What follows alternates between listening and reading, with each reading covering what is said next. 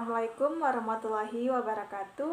Perkenalkan, nama saya Putri Idris dengan NPM 022723111115, mahasiswa semester 4 program studi akuntansi dari Universitas Hairun. Baik, di sini saya ingin menjelaskan apa itu teknik analisis data, metode etnografi. Baik, langsung saja. Etnografi adalah metode penelitian kualitatif yang digunakan untuk menganalisis interaksi sosial dan budaya dalam komunitas daring atau online. Metode ini merupakan adaptasi dari etnografi, tetapi diterapkan dalam konteks digital. Etnografi digunakan untuk memahami bagaimana individu berkomunikasi, berbagi informasi, dan membentuk identitas dalam komunitas virtual seperti media sosial, forum diskusi, dan platform berbagi interpretasi dan penyajian hasil, di mana ia menyusun narasi dari temuan yang diperoleh dan juga menggunakan kutipan langsung dari peserta sebagai bukti pendukung, dan ia menyajikan hasil dari bentuk laporan tertulis, infografis, atau presentasi. Dan selanjutnya ada etika penelitian etnografi, di mana menghormati privasi peserta komunitas online, meminta izin jika ingin menggunakan data dari komunitas tertutup, dan juga anonimitas dan kerahasiaan harus dijaga agar tidak melanggar etika penelitian. Selanjutnya ada kelebihan dan kekurangan metode etnografi, di mana kelebihan tersebut ada 3. Yang pertama, mengakses data real time yang tidak dimanipulasi. Yang kedua, ada menghemat biaya dan waktu dibandingkan dengan penelitian etnografi konvensional. Yang terakhir ada memungkinkan eksplorasi komunitas global tanpa batas geografis. Tadi ada kelebihan dan ada juga kekurangan. Nah, kekurangan tersebut juga ada 3. Yang pertama, sulit memastikan identitas asli partisipan karena anonimitas internet. Yang kedua, data yang terlalu besar atau big data bisa menjadi tantangan dalam analisis. Yang terakhir itu ada etika penelitian dalam lingkungan digital masih menjadi perdebatan. Nah, contoh penerapan etnografi itu ada 3. Itu yang pertama itu studi konsumen, di mana ia menganalisis ulasan produk di forum atau media sosial. Yang kedua ada penelitian sosial, di mana ia mengamati perbincangan mengenai isu sosial di Twitter atau Facebook. Yang terakhir ada analisis budaya digital, di mana ia meneliti tren penggunaan meme dan slang dalam komunitas daring. Nah, setelah memahami konsep dasar dan langkah-langkah serta kelebihan dan kekurangan metode etnografi, kita dapat memperdalam materi dengan aspek berikut, di mana ada jenis-jenis data dan data dalam etnografi. Dalam penelitian etnografi terdapat beberapa jenis data yang bisa dikumpulkan. Yang pertama itu ada data observasional, di mana data yang diperoleh dari pengamatan terhadap interaksi dalam komunitas online tanpa intervensi peneliti. Contohnya, postingan di forum, komentar di media sosial, ulasan produk, atau diskusi dalam grup daring.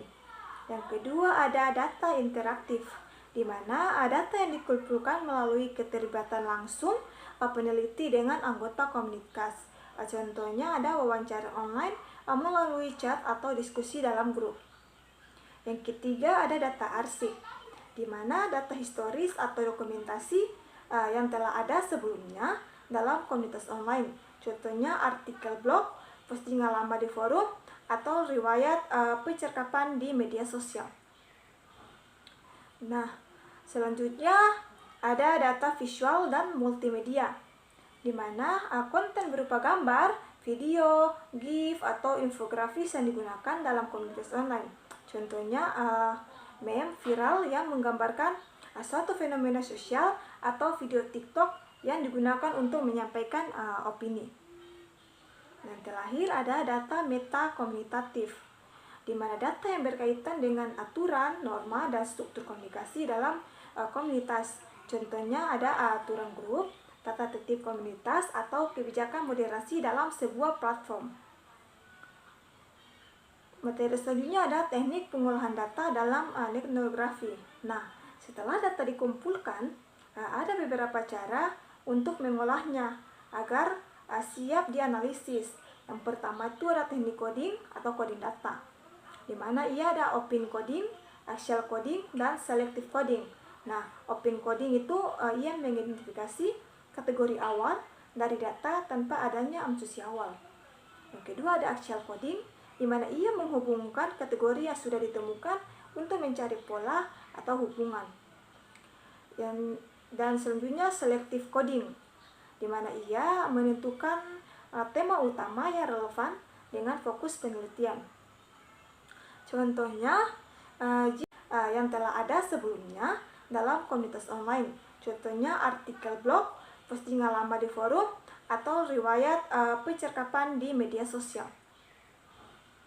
Nah, selanjutnya ada data visual dan multimedia, di mana konten berupa gambar, video, GIF, atau infografis yang digunakan dalam komunitas online. Contohnya meme viral yang menggambarkan suatu fenomena sosial atau video TikTok yang digunakan untuk menyampaikan opini. Dan terakhir ada data meta komunitatif, di mana data yang berkaitan dengan aturan, norma, dan struktur komunikasi dalam komunitas. Contohnya ada aturan grup, tata tertib komunitas, atau kebijakan moderasi dalam sebuah platform. Materi selanjutnya ada teknik pengolahan data dalam etnografi. Nah, setelah data dikumpulkan, ada beberapa cara untuk mengolahnya agar siap dianalisis. Yang pertama itu ada teknik coding atau coding data, di mana ia ada open coding, axial coding, dan selective coding. Nah, open coding itu ia mengidentifikasi kategori awal dari data tanpa adanya asumsi awal. Yang kedua ada axial coding, di mana ia menghubungkan kategori yang sudah ditemukan untuk mencari pola atau hubungan. Dan selanjutnya selective coding, di mana ia menentukan tema utama yang relevan dengan fokus penelitian. Contohnya, jika meneliti opini tentang produk kecantikan di forum daring, kategori yang muncul adalah sentimen positif. Misalnya, produk ini membuat kulit lebih cerah. Atau sentimen negatif, misalnya, produk ini menyebabkan iritasi. Dan juga ada faktor harga dan juga pengaruh influencer. Nah, selanjutnya ada penggunaan perangkat lunak dalam etnografi, di mana ada N5O tadi yang sudah saya sebutkan sebelumnya, itu membantu melakukan coding tematik dan analisis wacana secara sistematis. Juga ada Atlas TI, di mana ia berguna untuk mengolah dan menganalisis data dalam jumlah besar. Selanjutnya ada GEPI, di mana ia digunakan untuk analisis jaringan sosial atau SNA dalam komunitas daring. Nah, selanjutnya ada analisis naratif dan semiotika, di mana analisis ada dua, yaitu ada analisis naratif dan juga analisis semiotika. Nah, analisis naratif itu mengkaji bagaimana cerita atau pengalaman pengguna disampaikan dalam komunitas online. Atau analisis semiotika itu ia meneliti makna simbol, emoji, atau bahasa visual yang digunakan dalam komunitas digital. Materi selanjutnya ada validitas dan reliabilitas dalam etnografi. Karena penelitian etnografi dilakukan dalam lingkungan digital, peneliti perlu memastikan validitas dan reliabilitas data dengan cara berikut. Yang pertama ada triangulasi data, di mana ia menggunakan berbagai sumber data untuk memastikan keakuratan temuan. Contohnya mengombinasikan data dari Twitter, Facebook, dan forum diskusi. Yang kedua ada member checking, di mana ia mengonfirmasi hasil penelitian dengan anggota komunitas online yang diteliti untuk memastikan interpretasi yang tepat. Yang ketiga ada audit trail, di mana ia mencatat semua langkah penelitian secara sistematif untuk memastikan transparansi dan akuntabilitas data. Nah, selanjutnya ada materi selanjutnya ada validitas dan reliabilitas dalam etnografi. Karena penelitian etnografi dilakukan dalam lingkungan digital, peneliti perlu memastikan validitas dan reliabilitas data dengan cara berikut. Yang pertama ada triangulasi data, di mana ia menggunakan berbagai sumber data untuk memastikan keakuratan temuan. Contohnya, mengombinasikan data dari Twitter, Facebook, dan forum diskusi. Yang kedua ada member checking, di mana ia mengonfirmasi hasil penelitian dengan anggota komunitas online yang diteliti untuk memastikan interpretasi yang tepat. Yang ketiga ada audit trail, di mana ia mencatat semua langkah penelitian secara sistematif untuk memastikan transparansi dan akuntabilitas data. Nah, selanjutnya ada tantangan dalam etnografi dan cara mengatasinya. Nah, tantangannya itu ada anonimitas dan identitas palsu.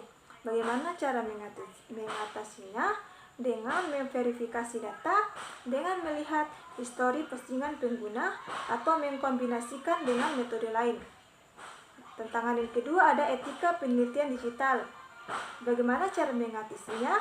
Dengan mematuhi kebijakan privasi platform dan meminta izin jika diperlukan. Selanjutnya ada tantangan yaitu volume data yang besar. Bagaimana cara mengatasinya?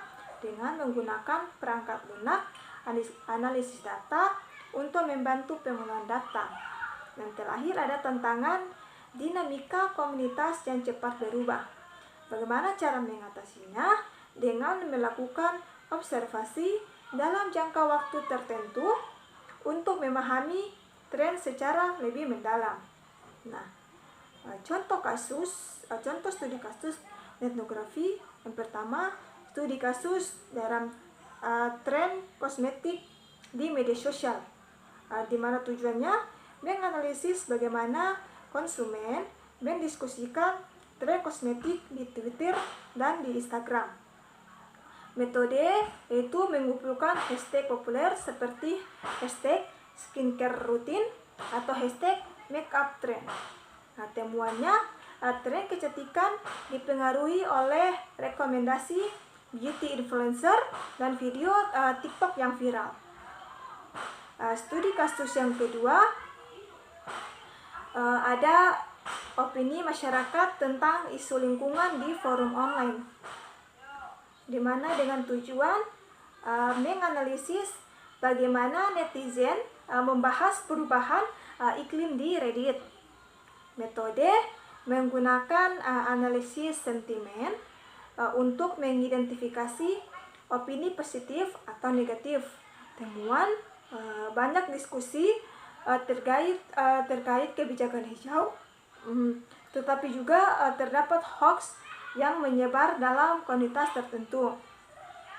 Baik, mungkin di sini ada kesimpulan di mana metode etnografi menjadi pendekatan yang sangat berguna dalam memahami interaksi digital, tren budaya, dan perilaku konsumen dalam komunitas online. Dengan teknik analisis yang tepat serta pemahaman terhadap etika digital, etnografi dapat memberikan wawasan yang mendalam bagi berbagai bidang, termasuk pemasaran, sosiologi, dan komunikasi. Baik, mungkin itu saja yang dapat saya sampaikan. Jika ada yang kurang, saya mohon maaf. Wabillahi taufiq wal hidayah. Wassalamualaikum warahmatullahi wabarakatuh.